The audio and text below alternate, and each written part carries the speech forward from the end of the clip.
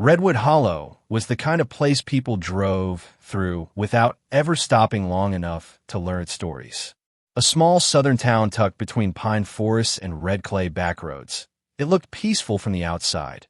Quiet porches, church bells on Sunday, the smell of biscuits drifting from a diner that hadn't changed its menu in 40 years.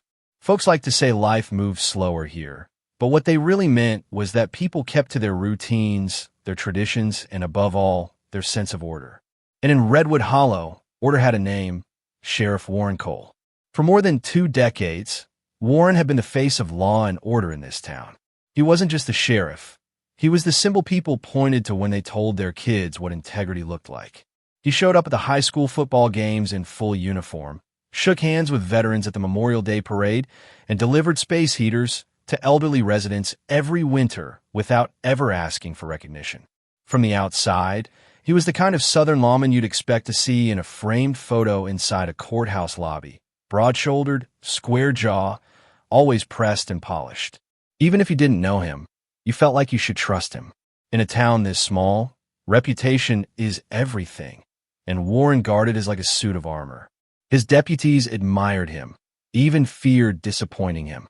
When he entered a room, conversations paused just long enough for people to straighten their backs and watch how he carried himself.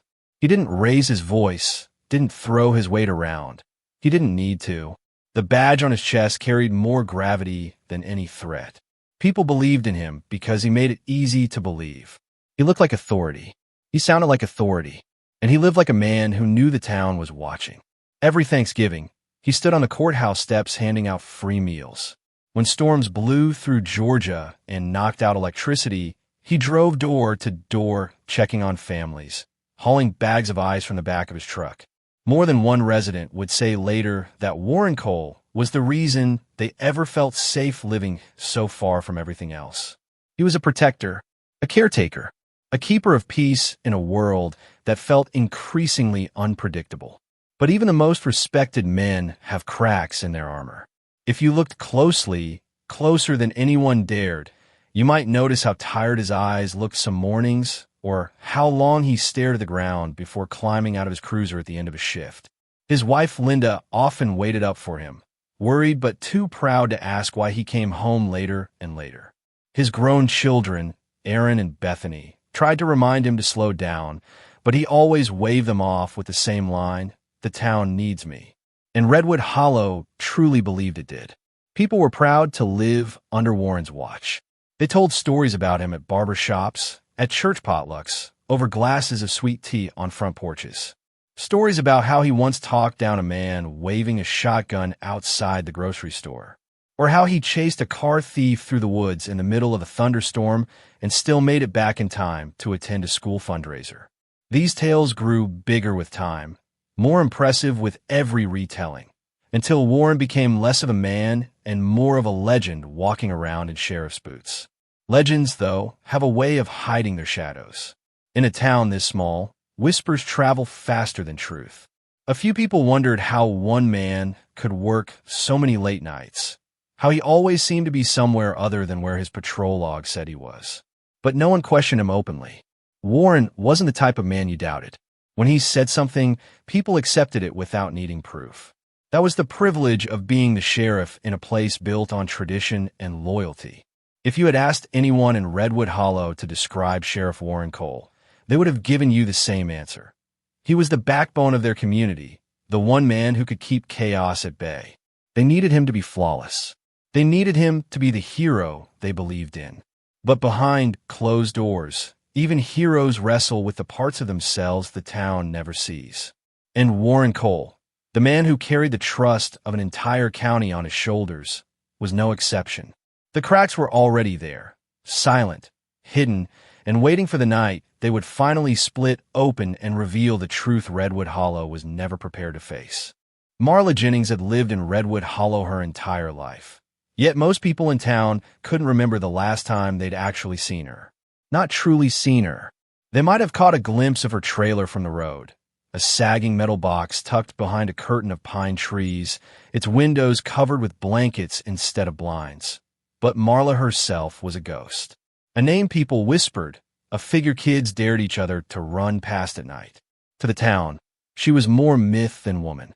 Years before she became a rumor, Marla had been a quiet girl with soft brown eyes and a notebook full of sketches. Teachers said she drew better than any student they'd ever had. Portraits, landscapes, animals. She had a gentle touch, a gift for detail. But Redwood Hollow wasn't kind to girls like her. By middle school, the teasing about her weight had turned into harassment. High school made it worse. Kids mocked her in hallways, adults made comments behind her back, and even the people who meant well didn't defend her. She was invisible until someone needed a joke. By 17, Marla stopped showing up to class. She didn't go to prom, didn't take senior pictures, didn't walk across the stage at graduation. She faded from public life long before most of the town realized she was gone.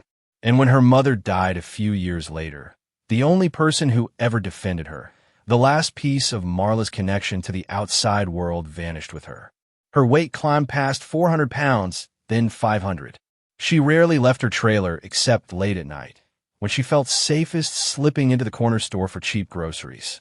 Convenience store clerks said she barely spoke above a whisper. Neighbors said she kept her head down, as if apologizing simply for existing. She didn't cause trouble, didn't ask for help, didn't want to be noticed. But Redwood Hollow noticed anyway. People always notice what they find uncomfortable. At diners and barbershops, her name came up in cruel jokes. That big woman out by the woods. They called her as if she didn't have a name, a past, or a beating heart. Kids pedaled their bikes past her gravel road, daring each other to run up her steps and knock, then sprint away laughing. No one thought about the woman on the other side of that door, hearing every giggle, every cruel whisper through those thin aluminum walls. But the truth was simpler and sadder. Marla lived quietly because it hurt too much to live any other way. Every piece of her life fit into that small trailer. Her mother's old armchair, her collection of sketchbooks stuffed into drawers, the humming refrigerator stocked with TV dinners, and a stack of overdue bills she tried not to look at. She didn't go to church, didn't attend town events, didn't linger outside long enough for anyone to ask how she was doing. Isolation had become both her shield and her prison. And yet, for all her efforts to stay hidden, Marla couldn't stay invisible forever. People in Redwood Hollow began noticing something strange. A county-issued SUV parked outside her trailer at odd hours of the night. At first, they assumed it was a welfare check or a routine patrol. But when it happened again and again, same vehicle, same late-night hour, the whispers grew sharper. It wasn't just any SUV. It was the sheriff's. One woman who lived nearby said she saw Sheriff Warren Cole knock on Marla's door carrying a brown paper bag. Another swore she heard laughter, deep, warm, intimate, flowed out into the darkness. Laughter that didn't make sense coming from a woman who barely spoke or a sheriff known for his stoic discipline. Nobody dared confront him. Nobody dared confront her. But everyone talked. What was the town's golden sheriff doing visiting the most ridiculed, most forgotten woman in the county? Why go at night? Why hide it? And perhaps most baffling of all, why did Marla let him in? To outsiders, it seemed impossible that these two lives, one adored and respected, the other ignored and shamed, could ever cross paths. Yet behind those tightly drawn curtains, something was happening. Something private. Something the town didn't understand and wasn't ready to learn. In Redwood Hollow, where people believed they knew everything about everyone, Marla Jennings remained the one person they never bothered to understand. And in that blind spot, in that forgotten space beyond the pine trees and the gravel road, a connection had formed. One that would soon pull both her life and the sheriff's into a storm no one could stop. For most people in Redwood Hollow, the night was a time to rest. Porch lights flickered off, television sets dimmed, and the town folded into the same quiet rhythm it had known for generations.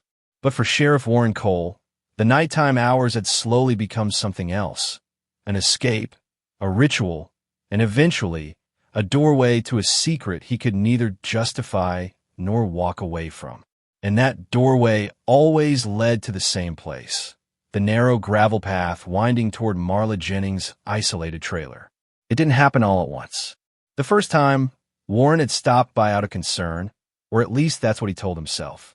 He'd driven past her trailer long enough to notice her lights never turned off, that the porch steps were sagging, that the roof looked like it needed repairs.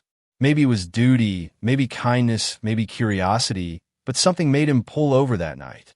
What happened after became the beginning of a pattern he never intended to create. Residents eventually began noticing the signs. Warren's SUV parked far from the main road, headlights off before he even reached her driveway. The soft crunch of gravel under his boots. The faint chatter and low laughter seeping through thin aluminum walls. No one could say when it started, only that it kept happening week after week. Inside that dim trailer, something unusual unfolded. Warren would sit in her worn-out armchair, boots still dusty from patrol, while Marla hovered near the kitchen counter, twisting a dish towel between her fingers. Their conversations were clumsy at first, small talk, awkward pauses, but over time a strange comfort began to take root. He spoke about long shifts and the weight of being the man everyone expected him to be. She talked about her drawings, the mother she missed, the quiet she wished didn't feel so heavy. Sometimes he brought dinner, sometimes she made coffee. Sometimes they sat in silence, simply sharing the same air. It was never glamorous, never romantic in the way people imagine secret relationships. It was two damaged people finding a corner of the world where they didn't have to perform for anyone. But the secrecy gave their meetings a different meaning, something that couldn't be explained even by the two people involved. To Warren, the trailer became a strange kind of refuge. Away from the badge, the pressure, the watchful eyes of Redwood Hollow, he felt something loosen in him. He could talk without choosing every word carefully. He could fail without fear of judgment. For a man who had built his entire life on being untouchable, that vulnerability became addictive. For Marla, Warren's presence felt like the first sliver of daylight she'd seen in years. Someone sat in her home, not out of pity, not out of obligation, but because he chose to be there. She didn't have to shrink herself or apologize for taking up space. His visits softened the edges of her loneliness, gave her someone to listen to, someone to speak to in more than a whisper. But where there is comfort, there is also danger. Relationships built in shadows are rarely innocent for long. Marla kept a notebook, her private anchor in a world that mostly ignored her. Between its pages were sketches of faces, half-started conversations, and words exchanged between her and Warren. His handwriting appeared in some entries, hers in others. Not confessions, but fragments of emotions neither of them dared say aloud. "I can't be seen with you in town." One line read in strong, squared handwriting. "You promised you wouldn't disappear." Another line, softer, shakier, responded. Those words captured the truth better than anything the town could ever guess. Their relationship, whatever it was, balanced precariously between secrecy and need. It was intimate but undefined, gentle but fragile. And the more Warren returned to that trailer, the more he risked everything he had spent decades building. As the nights grew more frequent, the sheriff's hours became harder to explain. His deputies noticed. His wife sensed it. Redwood Hollow started whispering. But no matter how heavy the guilt or how loud the rumors, Warren kept going back. Each visit deepened the connection, tightened the knots, blurred the lines. And as the sheriff stepped deeper into that hidden world, he didn't realize that every night spent behind those drawn curtains was pulling him closer to the one moment that would shatter everything. The secret relationship had become something the town couldn't explain, and something Warren Cole would never escape. The last night of Sheriff Warren Cole's life began like so many others in Redwood Hollow. Thick with humidity, heavy with the scent of pine, and quiet enough that even a distant dog bark carried through the trees. Nothing about the evening hinted at the chaos waiting on the other side of midnight. If anything, the night felt slow, unremarkable, the kind where the town's biggest concern was whether the heat would break before morning. At 9 p.m., Warren finished his patrol just as he always did. His radio crackled with routine updates, the kind of minor calls he usually handled without breaking a sweat. Deputies heading home waved at him through their windshields. No one knew he wasn't going home. He didn't even turn toward the neighborhood where his wife slept in their darkened bedroom. Instead, he steered the cruiser down the back roads, away from streetlights and familiar eyes, toward the one place he could breathe freely. As he approached Marla Jennings' trailer, he cut his headlights long before he reached the gravel drive, the SUV coasting silently until the tires crunched beneath him. A single porch light glowed, a soft, weak yellow bulb flickering inside a rusted metal casing. The outline of the trailer sat still, half swallowed by shadows from the pines. He stepped out, his boots sinking into damp earth, and walked toward the door with a paper bag in hand. A neighbor smoking on his back steps noticed the silhouette. He didn't see the sheriff clearly, just the shape of the cruiser, the distinctive county decals glinting faintly in the moonlight. He took one slow drag of his cigarette, exhaled, and tucked the moment away in his memory. Inside, the night unfolded quietly at first. Thin aluminum walls did little to mask the sounds within, and those closest to the property would later tell investigators they heard faint music, a blues station playing low, accompanied by soft laughter. Two voices, one deep and steady, one lighter, breathless, warm. It was the kind of laughter that didn't belong to a sheriff on duty, the kind that didn't belong to a woman who had spent years hiding from the world. It was the kind of laughter you hear when two people think no one is listening. But laughing was the last normal thing that happened. Around midnight, a car passed on the gravel road, its headlights briefly illuminating the sheriff's SUV before disappearing around the bend. The driver later remembered thinking it was odd to see a patrol vehicle parked in front of that trailer so late. But he didn't slow down. In Redwood Hollow, you minded your own business. Inside the trailer, the night shifted. The music stopped. The laughter died down. Neighbors described a sudden, unnatural stillness, a silence that felt wrong, even if no one could say why. Then came the sound one woman could never forget. A heavy thud, a muffled cry. She told herself it was nothing. The trailer shifting in the damp heat, the old structure settling. People in rural Georgia know better than to call the police every time they hear a noise. And besides, who wanted to be the one to interrupt the sheriff's business? By 2 a.m., Redwood Hollow slept deeply, unaware of the violence unfolding in that dim back bedroom. What happened next left no witnesses, no screams loud enough to carry through the night air, only the echoes left behind in blood and silence. 10 shots, fired at close range, fired deliberately, fired to kill. No one heard the gunfire. Maybe the radio drowned it out. Maybe the killer used a suppressor. Maybe the thick summer air swallowed the sound hole. All investigators knew was this: whoever pulled the trigger didn't hesitate. They fired again and again, grouping the shots across Warren's chest and abdomen with chilling precision. When the sun began to rise, the sheriff's SUV was gone, vanished without waking a single neighbor. No engine startup, no tires spinning on gravel. Just gone. But the trailer remained. Quiet, unmoving. Curtains drawn so tightly, not even morning light could slip inside. Hours passed before anyone noticed something was wrong. And when a relative of Marla stopped by late that morning, worried she hadn't answered her phone, he found the front door unlocked. The smell hit him first, metallic, sour, unmistakable. The living room was a mess. A chair pushed out of place, a glass knocked over on the floor, faint streaks of something dark trailing toward the hallway. With trembling hands, he followed the stains into the back bedroom. And there, sprawled across the sagging mattress, lay Sheriff Warren Cole. His uniform shirt was torn, soaked through with blood that had turned sticky in the rising heat. His body was twisted at an angle, as if he'd tried and failed to rise. 10 bullet holes marked his torso, each one tearing apart the legend he'd spent a lifetime building. His service weapon remained untouched on the nightstand, still holstered. He never reached for it. And Marla Jennings, 520 pounds, reclusive, lonely, invisible Marla, was gone. No note, no footprints, no sign of a struggle, as if she had evaporated into thin air. Within minutes, sirens split the quiet morning, bringing half the town to her lonely gravel road. But by then, it was already too late. The sheriff was dead.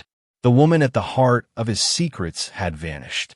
And Redwood Hollow, once a place defined by order, was about to drown in questions no one was ready to answer. The investigation into Sheriff Warren Cole's death began before his body was even zipped into the coroner's bag.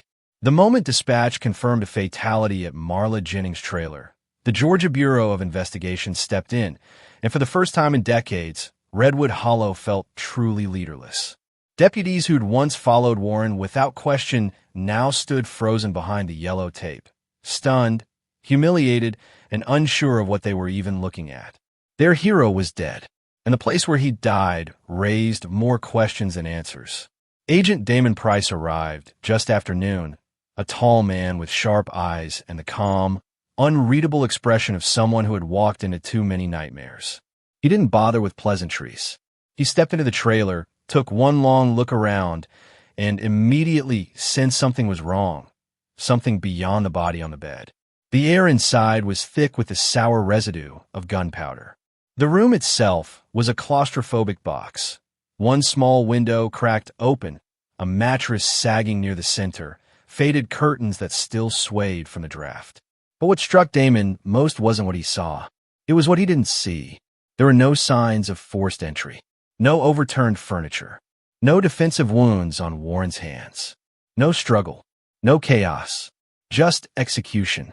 10 shell casings clustered neatly near the foot of the bed. Clean, unsmudged, fired from a Glock 19, a weapon common enough in both law enforcement and criminal circles. But the gun itself was gone. The shooter had taken time, not panicked, not sloppy. Whoever fired those shots stood close enough to see Warren's face as each bullet tore through him. And that raised the question every investigator dreaded. Did Warren know his killer? The sheriff's service weapon sat untouched on the nightstand, still fully loaded. He never reached for it. That suggested trust or total surprise. Neither answer made Damon comfortable. They canvassed the trailer next. The refrigerator hummed with leftovers inside. A coffee mug sat in the sink. A laundry basket filled with clothes waited by the door, untouched. There was no sign Marla packed anything. No bags missing. No medication gone. No cash removed from her drawer. No vehicle she could have used. A 520-pound woman doesn't disappear without a trace. And yet, that's exactly what happened. Neighbors stepped forward with shaky accounts. One swore she heard a noise around 2 a.m. Another claimed he saw a pickup truck on the gravel road before dawn. A third insisted she saw 2 shadowy figures moving near the trailer sometime between midnight and 1. None of the sightings matched perfectly. None were reliable. But one detail stood out. Not a single person saw Marla leave. That became the first major crack in the case. Damon's team spread out across the property, searching for footprints or tire tracks. The ground was too dry. Nothing held shape. They brought in dogs. The dogs circled the trailer, whined, searched the nearby woods, and found nothing. No scent trail leading away. No indication Marla ever stepped outside. The more Damon studied the scene, the more impossible it seemed. How does a woman who can barely walk long distances get out of the trailer without anyone noticing? Why wasn't there blood on the floors from her moving around? Why wasn't there any sign of panic or escape? 2 theories began to form, each unsettling in its own way. Theory 1, Marla killed Warren, then fled. But physically? Logistically? Unlikely. Damon suspected she couldn't have moved quickly or quietly enough to vanish between 4 a.m. and sunrise. Theory 2, Marla didn't leave willingly. Someone took her, alive or dead. This theory aligned uncomfortably well with the pickup truck sighting just before dawn. Meanwhile, the sheriff's department fell into chaos. Deputies whispered among themselves, horrified not just by Warren's death, but the place where he died. In the bed of a recluse. A woman half the town mocked for years. The shame stung almost as much as the loss. As the GBI dug deeper, they uncovered more irregularities. Warren's patrol logs didn't match his phone records. There were unexplained gaps in his routes. Hours listed that no deputy could confirm. Some reports from his past cases showed evidence mysteriously missing. Files stamped confidential were found incomplete or altered. At first, the discrepancies felt like sloppy paperwork, until they appear again and again. Damon knew this wasn't just a murder investigation anymore. This was the unraveling of a man's double life. But even as the sheriff's reputation began to crack, one truth remained painfully clear.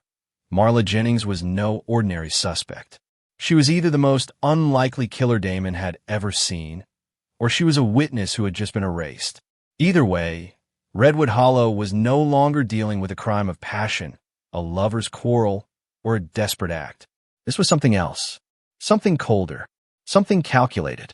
A seasoned sheriff executed with precision. A woman too large to vanish, but gone anyway. A crime scene too clean for amateurs. Two ghosts. One truth buried beneath a web of lies. And for Redwood Hollow, this was only the beginning. The deeper the GBI dug into Sheriff Warren Cole's life, the more the carefully polished image of Redwood Hollow's perfect lawman began to crumble. At first, the inconsistencies in his patrol logs felt like clerical mistakes. Miswritten hours, missing signatures, strange gaps in shift reports. But as Agent Damon Price laid them side by side, a disturbing pattern slowly emerged. Warren hadn't just been sloppy. He had been hiding something for a long time. It began with his phone records. Damon expected to see routine calls, dispatch, deputies, his wife, maybe a few local officials. Instead, he found a cluster of nocturnal phone numbers that didn't match any contacts in the sheriff's department database. Burner phones, prepaid numbers activated, then discarded after a few weeks. The calls always happened late at night. The same nights Warren's patrol logs showed him circulating rural zones, and always within an hour of when neighbors claimed to see his SUV parked outside Marla Jennings' trailer. These weren't casual conversations. Some lasted 10 minutes. Some lasted an hour. A few were made just minutes before Warren knocked on Marla's door. When the GBI traced the origins of those numbers, they didn't find friends or family. They found men tied to low-level gun trafficking rings, intermediaries known for moving stolen weapons through rural counties. A few were connected to narcotics distribution networks Warren himself had claimed credit for pushing out during his earlier years as sheriff. It was the kind of betrayal that tasted like rust and ash. The town's most trusted protector communicating regularly with the same underworld he publicly condemned. Damon's team expanded the search. They reviewed case files Warren had overseen in the past decade. Report after report revealed discrepancies. Tiny ones, easy to overlook unless you were specifically looking for them. Evidence logged but never tested. Confessions recorded without timestamps. Witness statements missing pages. Cash seizures that didn't match deposit records. One deputy, once loyal but now shaken, admitted that Warren sometimes insisted on handling certain arrests personally. No backup, no paperwork until hours later. He said he had informants, the deputy told Damon, people who trusted only him. But when pressed for details, the deputy had nothing. No names, no specifics, just Warren's word. And in Redwood Hollow, Warren's word had always been enough. But perhaps the most chilling discovery came from a secure, password-protected folder on Warren's work laptop. Digital forensics cracked it within hours. Inside were encrypted documents, lists, meeting notes, coded entries that referenced amounts of money, locations, initials. It wasn't enough to convict anyone on its own, but it was enough to confirm the suspicion Damon had been circling since day one. Warren hadn't simply wandered off the righteous path. He had built a second one, deep, hidden, and corrupt. The trailer, Damon realized, hadn't just been a place for Warren to escape emotionally. It was the perfect off-the-grid location. No cameras, no street traffic, no deputies dropping in unannounced. A place where he could disappear for hours without raising suspicion. A place where deals could be made quietly, where calls could be taken privately, where no one, especially the town, would ever think to look for its beloved sheriff. Which brought them back to the night of his murder. Had Warren been planning to pull away from the criminal network he'd entangled himself with? Had he made a mistake? Had he trusted the wrong person? The 10 bullets fired into his chest suggested a message, a warning, a punishment, a silencing. And what about Marla? If Warren had been using her trailer as a safe place to communicate with criminals, she might have overheard something she shouldn't have. Or worse, she might have become leverage, a weak link, an easy target, a liability someone needed to remove. The more Damon looked at the case, the more he saw the outlines of something far larger than a sheriff's secret affair. This was an organized operation, a web of people, money, silence, and threats. One that Warren had been both part of and trapped in. Maybe he tried to get out. Maybe he threatened someone. Maybe someone grew tired of the risk he carried. What was clear was this: Warren Cole had been living two lives. One for the town, another in the shadows. And when the shadow life finally caught up with him, it didn't just kill him. It swallowed the only witness who might have exposed it. For the first time since the investigation began, Damon felt the weight of a darker possibility pressing against him. Warren hadn't simply been murdered. He had been eliminated. And Marla Jennings, one way or another, had been taken with him. Marla Jennings had always been a shadow on the edge of Redwood Hollow, a woman people whispered about but never truly saw. After the murder, that shadow twisted into something darker, heavier, almost monstrous in the public imagination. Her name filled headlines. Her picture, an outdated, grainy snapshot, circulated online with cruel captions. Strangers who had never met her debated her weight, her loneliness, her supposed motives. But the people who actually knew Marla, even briefly, painted a far more complicated portrait. She wasn't the town's boogeyman. She wasn't the seductive mastermind people joked about. She wasn't even the recluse they thought she'd been. She was something in between, something sadder, more human, and far more tragic. Investigators digging into her past found a trail of wounds stretching back decades. Childhood bullying, a father who drank himself into silence, a mother who died too young, a life lived mostly indoors behind drawn curtains where no one could stare, judge, or laugh.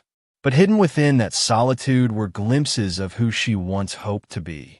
Old sketchbooks filled with charcoal portraits, drawers stuffed with unfinished watercolor landscapes, grocery lists written in tidy, looping handwriting. A small, sad life, but one that still held pieces of a woman who had once dreamed of more. So how did someone like Marla end up at the center of the most scandalous murder Redwood Hollow had ever seen?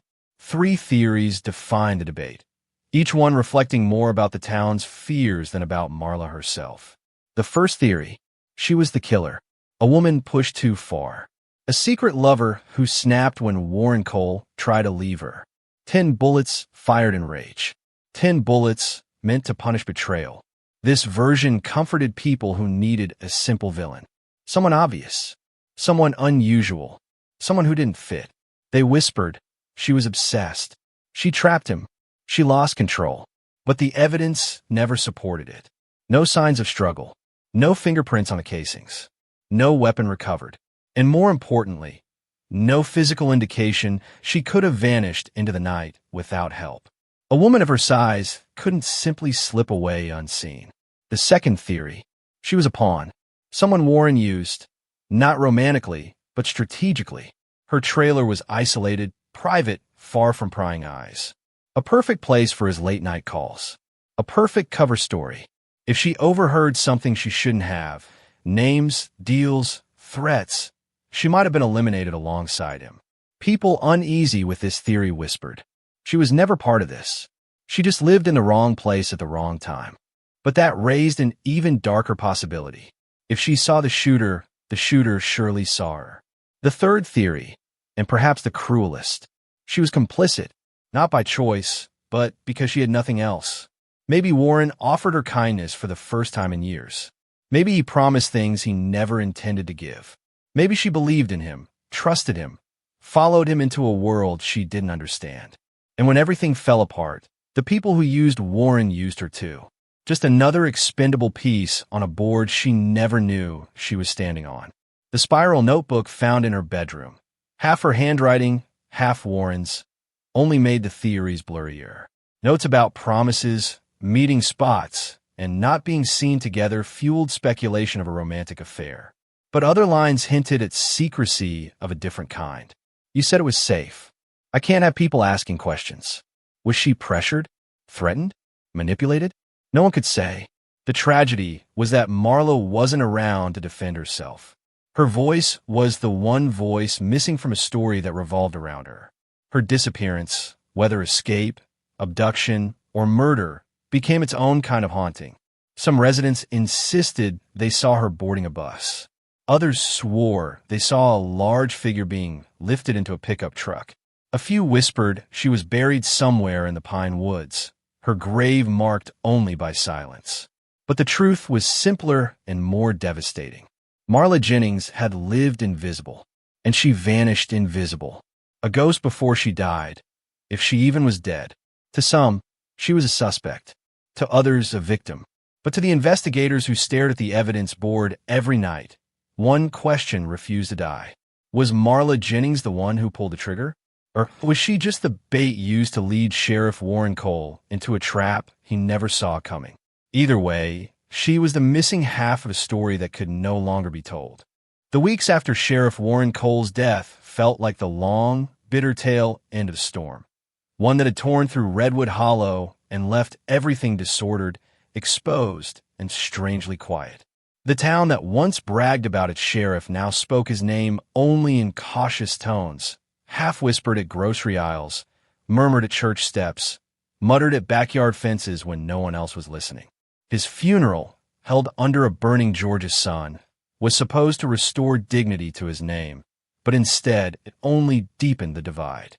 Officers from across the state marched in polished boots, saluting a man they believed had died honorably. Bagpipes cried out over the cemetery, their notes rising above rows of folding chairs filled with townspeople wearing tight, conflicted expressions. Some wept.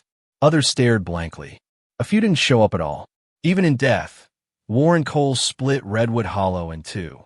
People who once idolized him clutched at their belief that he was framed, executed by criminals he'd try to bring down. They shared photos of him shaking school kids' hands, of him delivering food during storms, of him standing tall in front of the courthouse. They insisted he deserved the full honors, the flag, the salute, the speeches. But others couldn't forget what the investigation uncovered. The late-night calls to known criminals. The mismatched case files. The whispered accusations of bribes and protection deals. The notebook found in Marla Jennings' bedroom. All of it pulled at the sheriff's legacy like loose threads unraveling a suit. The media didn't help. Atlanta news stations aired segments titled The Double Life of Sheriff Cole. Podcasts dissected every rumor. YouTubers created dramatic thumbnails, pairing the sheriff's badge with Marla's trailer. Within days, Warren Cole had transformed from the perfect lawman of Redwood Hollow into a sensational headline, half hero, half villain, depending on who was telling the story. For his family, the backlash was unbearable. His wife refused interviews, her blinds drawn night and day. His eldest son became combative on social media, lashing out at critics, claiming his father had been murdered by corrupt insiders.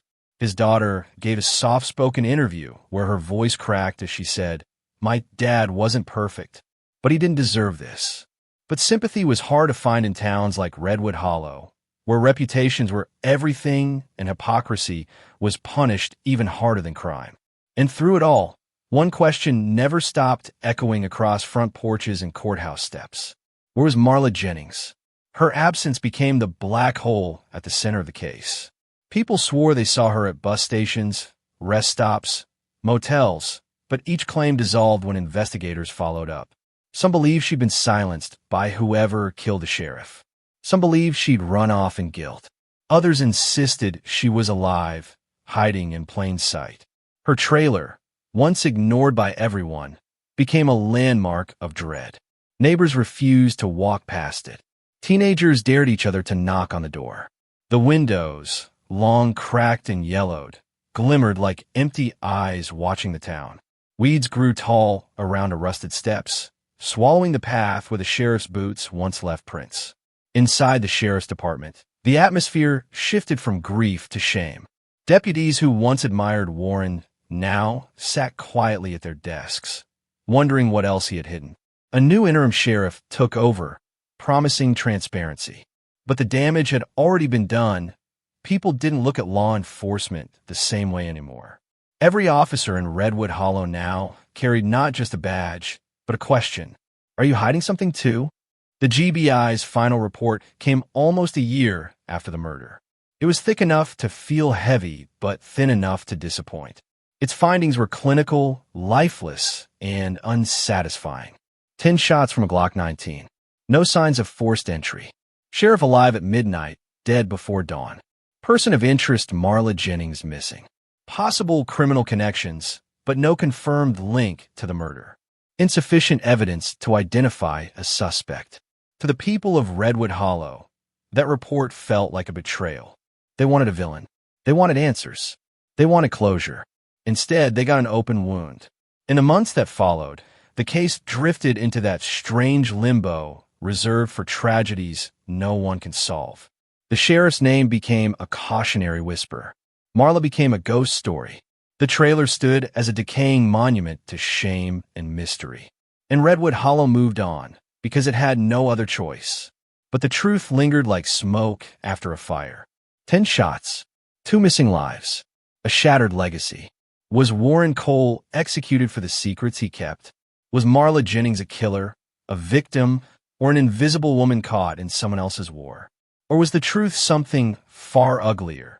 Something that slipped through the cracks of a town too proud to look at itself honestly? No one ever answered those questions.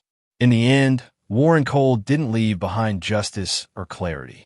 He left behind uncertainty, the kind that sits at the edge of every small town, waiting for the next secret to explode.